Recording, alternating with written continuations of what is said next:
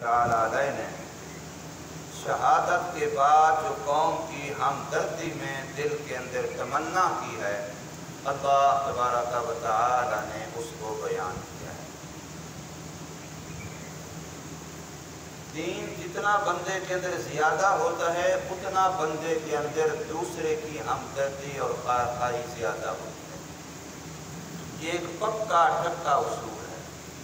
کوئی بندہ اگر اپنا دینی لیول جاننا چاہتا ہے کہ میں کتنا دیندار ہوں اور میرے اندر دین کتنا ہے، بس وہ یہ دیکھ لے کہ میرے اندر دوسرے کی ہمدردی اور خیر خواہی کا جذبہ کتنا ہے۔ اور جس بندے کے اندر جتنا دوسرے کا جذبہ خیر خواہی کا ہمدردی کا ہے اتنا ہی اس کے اندر دین ہے۔ اور اس سے یہ بات سمجھ آتی ہے کہ حقیقتاً دوسرے کا خیر خواہ ہے ہی دیندار۔ یہ بھول ہے جو بے دینوں کو ہم سمجھتے ہیں کہ مخلوق کے بڑے خیر خواہ ہیں۔ بہت بڑا دھوکہ ہے یہ ہیں تو کافر لیکن ہیں بڑے ہمدرد۔ یہ بالکل غلط ہے، اس لیے کہ میرے آقا محمد رسول اللہ صلی اللہ علیہ وسلم کی حدیث پاک ہے اور حسر کے ساتھ ہے، الدین النصیحہ، دین ہی سراپا خیر خواہی ہے اور خیر خواہی دین ہی میں ہے۔ یہ ہماری عربی گرامر کا اصول ہے، مبتدا اور خبر دونوں اگر معرفہ ہوں تو اس کا معنی اس بات کی اس چیز میں حصر ہے، یعنی اس کے بغیر دوسری بات ہو ہی نہیں سکتی، کہ جہاں دین نہ ہو وہاں خیر خواہی ہو، یہ نہیں ہو سکتا، اور جہاں دین ہو وہاں خیر خواہی نہ ہو یہ بھی نہیں ہو سکتا۔ اللہ کی مخلوق کا خیر خواہ وہ ہے جو دین والا ہے۔ اللہ کرے ہمیں یہ بات سمجھ آ جائے۔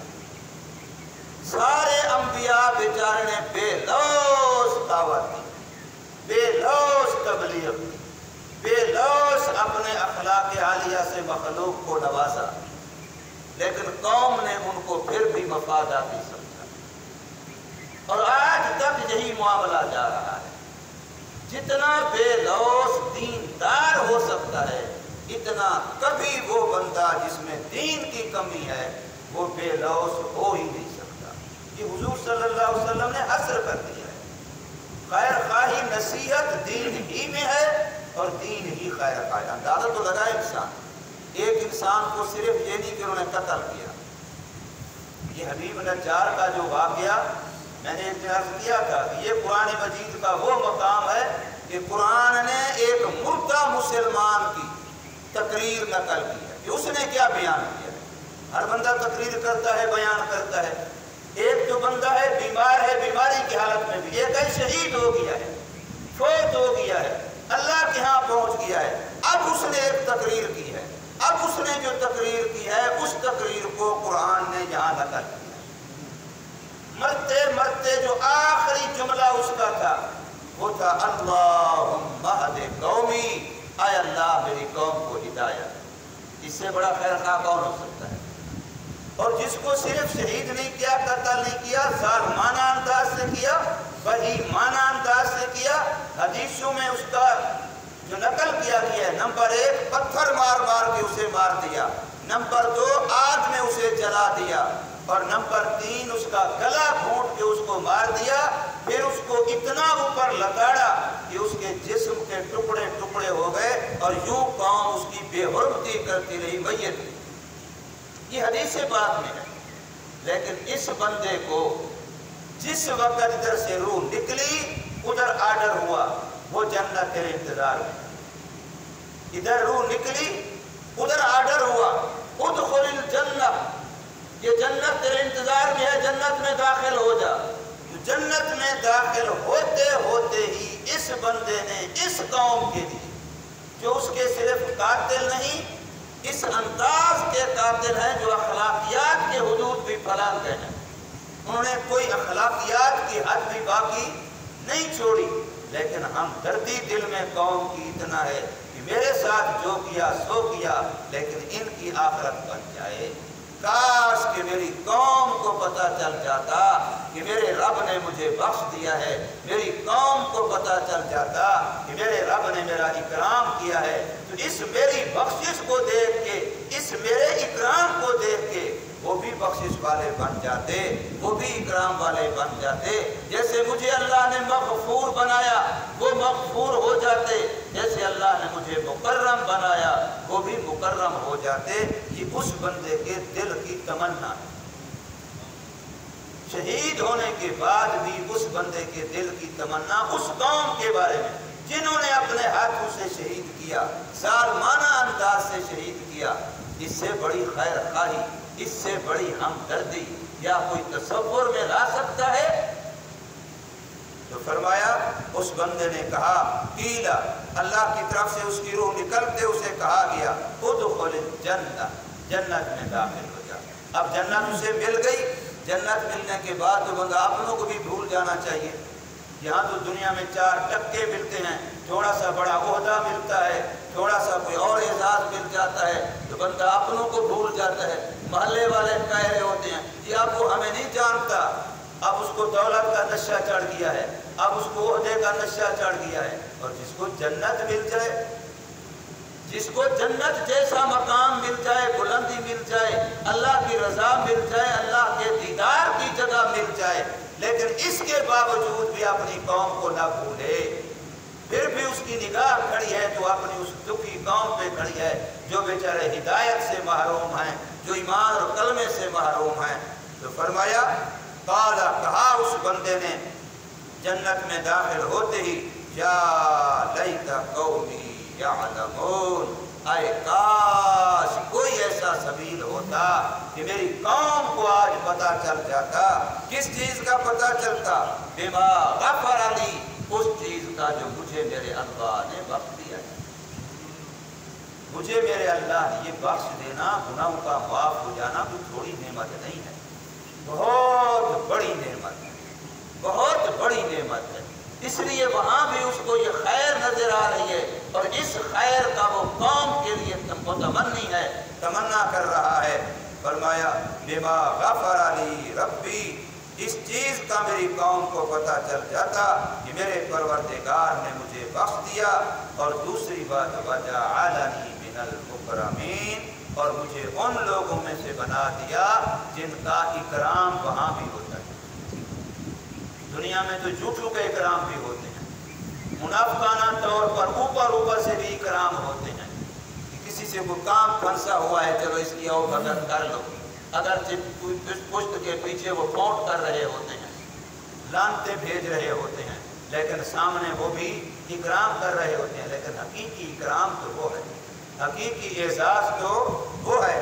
تو فرمایا، ایک تو میری قوم کو کاش کے پتہ چل جاتا کہ میرے رب نے مجھے بخش دیا ہے، اور دوسرا یہ کہ میرے رب نے میرا اکرام کیا ہے، مجھے بلند درجات عطا فرمائے ہیں، صرف اپنے لیے دوسروں کی بخشش کا بھی ذریعہ بنا دیا۔ شہید تو سفارش کرے گا، دوسروں کی بخشش کا بھی ذریعہ بنے گا۔ کاش کہ میری قوم کو اس چیز کا پتہ چل جاتا۔ اب ذرا اندازہ لگائے انسان کہ اس سے بڑی خیر خواہی کیا ہو سکتی۔ حضرت ابراہیم علیہ السلام کی زندگی دیکھیں تو ساری زندگی اپنے اوپر دکھ جھیل کے دوسرے کی خیر خواہی کی ہے، ساری زندگی اپنے اوپر دکھ جھیلے ہیں لیکن دوسروں کی خیر خواہی کی ہے۔ حضرت اسماعیل علیہ السلام کو دیکھیں، قربانی اس لیے دوسروں کا فائدہ ہو رہا ہے، زمین پر اللہ کا حکم پورا ہوتا ہے، ساری مخلوق کو اتنی خیر ملتی ہے کہ سمندر کی تہ میں رہنے والی مچھلیاں، کیڑے مکوڑے، پانی کی مخلوقات اور زمین کی تہ میں رہنے والے حشرات الارض اس بندے کے لیے دعا کر رہے ہوتے ہیں۔ خیر کی کیوں کر رہے ہوتے ہیں؟ ان پر احسان کیا ہے تو وہ دعا کر رہے ہیں۔ اللہ کی زمین پر جب اللہ کا حکم پورا ہوتا ہے، اللہ کی ساری مخلوق اس کی خیر کو محسوس کرتی ہے، اس لیے وہ اس کے لیے دعا کرتی ہے۔ اور جب کوئی بندہ اللہ کی مخلوق زمین پر اللہ کے حکموں کو توڑتا ہے تو اس کی جو نحوست ہوتی ہے، اس کی وجہ سے جو عذاب اور اس کی وجہ سے تکالیف آتی ہیں، اس کو بھی مخلوقات محسوس کرتی ہیں۔ وہ اپنا نقصان نہیں کر رہا ہوتا، وہ اللہ کی ساری مخلوق کو دکھا رہا ہوتا ہے جو اللہ کے حکموں کو اللہ کی زمین پر توڑ رہا ہوتا ہے۔ جو لوگ چیز کے کرتے ہیں کہ اللہ کے حکم اللہ کی زمین پر پورے کیے جائیں، ان کو توڑا نہ جائے، خود بھی یہ کرے اور دوسروں میں یہ محنت کرے۔ حقیقتاً یہ ہے دنیا میں دوسروں کے خیر خواہ، یہ ہے دوسروں کی ہمدردی، یہ ہے دوسروں کا فائدہ کرنا۔ اور جو بندہ اللہ کے حکموں کو توڑتا ہے، وہ چاہے اپنے گھر میں بیٹھا ہو، دفتر میں بیٹھا ہو، بظاہر وہ سمجھتا ہے میں نے تو کسی کا کچھ نہیں بگاڑا، لیکن جب وہ اپنے آفس میں بیٹھ کر کے بھی اللہ کے حکموں کو توڑتا ہے تو وہ وہاں بھی اللہ کی ساری مخلوق کا دشمن بن رہا ہوتا ہے، اللہ کی ساری مخلوق کو اذیت اور تکلیف پہنچانے والا بن رہا ہوتا ہے۔ جو اللہ تبارک و تعالیٰ نے ان دنوں میں جو چل رہے ہیں، یہ جو حضرت ہاجرہ علیہ السلام ہیں، کس لیے یہ سارا دکھ برداشت کیا، جنگل بیابان میں معصوم بچے کے ساتھ کس وجہ سے پڑی رہی، کس وجہ سے وہ صفا مروہ کی پہاڑی پر دوڑ رہی۔ ایک ماں کا دکھ تو انسان دیکھے، ایک ماں کے دل میں کتنی بڑی محبت ہے کہ کبھی اس پہاڑی پہ چڑھتی ہے، کبھی اس پہاڑی پہ چڑھتی ہے، 7 چکر لگا رہی ہے، کس لیے کہ میرا بیٹا تڑپ رہا ہے، میرا بیٹا پیاسا ہے۔ اب کاش کہ ہمیں بھی احساس ہو کہ ہماری مائیں ہم سے کتنا محبت کرتی ہیں۔ اور حدیث قدسی ہے، اللہ فرماتے ہیں 70 ماؤں کو جتنی اپنی اولادوں سے محبت ہوتی ہے، اس سے زیادہ اللہ کو اپنی مخلوق کے ایک ایک فرد سے محبت ہے۔ اور لفظ مخلوق کا ہے، یہ نہیں کہ صرف نیکوں سے محبت ہے، مخلوق سے محبت ہے۔ مخلوق میں تو درندے پرندے درندے سارے شامل ہیں، اللہ کو مخلوق سے محبت ہے، 70 ماؤں سے زیادہ محبت ہے۔ وہ کتنا خیر خواہ ہوگا ہمارا۔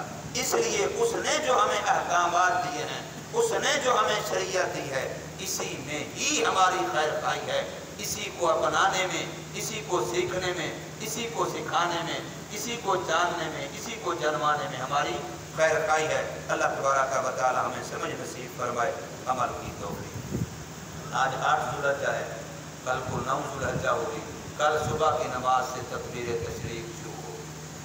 آج 8 ہے، کل 9 ذوالحجہ ہوگی ہمارے ہاں پاکستان کی جہاں کی لحاظ سے، تو کل صبح کی نماز کا سلام پھیرتے ہی، چاہے کوئی نماز با جماعت پڑھے، چاہے کوئی نماز گھر میں پڑھے، جماعت سے اللہ نہ کرے کوئی رہ جائے، یا گھروں میں مستورات ہیں، خواتین ہیں، عورتیں نماز پڑھتی ہیں، دین کا مسئلہ ہر سال اگرچہ آپ کو یاد ہو آتا ہو، پھر بھی اس کو یاد تازہ کر لینا، دوسرے کو بتانا، 100 رکعت نماز نفل مقبولہ کا ثواب ہے۔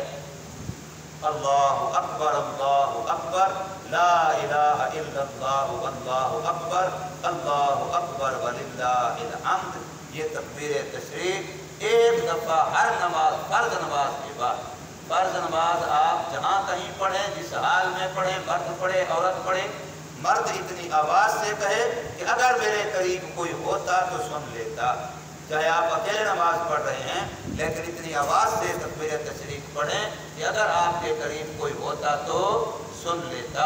عورت آہستہ آواز سے پڑھے لیکن اس کا ایک مرتبہ پڑھنا واجب ہے، ایک مرتبہ اس تکبیر کا پڑھنا واجب ہے، اور اس پر بے شمار نیکیوں کا وعدہ ہے۔ اللہ تبارک و تعالی ہمیں عمل کی توفیق